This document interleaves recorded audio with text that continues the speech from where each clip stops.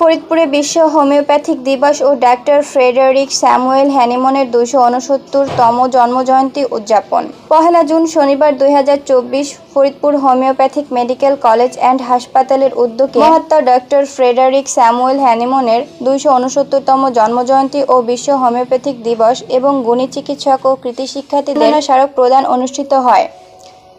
Faridpur homeopathic medical college and হাসপাতালে অধ্যক্ষ মিজানুর রহমানের সভাপতিত্বে অনুষ্ঠানে উপস্থিত ছিলেন ফরিদপুর জেলা আওয়ামী লীগের সাবেক সভাপতি ও ফরিদপুর হোমিওপ্যাথিক মেডিকেল কলেজ হাসপাতালের সহসভাপতি অ্যাডভোকেট সুবল চন্দ্র সাহা, ডাক্তার মোহাম্মদ আব্দুর রাজ্জাক, সাবেক অধ্যক্ষ ফরিদপুর হোমিওপ্যাথিক মেডিকেল কলেজ হাসপাতাল, ফরিদপুর সদর উপজেলা পরিষদের মহিলা ভাইস চেয়ারম্যান ও বিশিষ্ট চিকিৎসক doctor Masuda Begum, doctor Moyna Baroi, doctor Mohammad Dolal Hossain, doctor Abdul Majid, doctor Mohammad Badiuzzaman, doctor Gurupada Das, doctor Lakshmanchandra Mondal, doctor Mohammad Amirul Haque Biswas. অনুষ্ঠানের উদ্বোধন করেন ডাক্তার মোহাম্মদ আব্দুস সালাম শেখ। অনুষ্ঠান সঞ্চালনায় ছিলেন ডাক্তার সমীর কুমার রায়।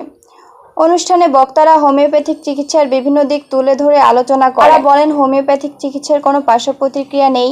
এ চিকিৎসার মাধ্যমে যে কোনো জটিল ও কঠিন রোগ চিরতরে নির্মূল করা সম্ভব। পরবর্তী পূর্বে সাংস্কৃতিক ও পুরস্কার বিতরণী অনুষ্ঠান অনুষ্ঠিত হয়।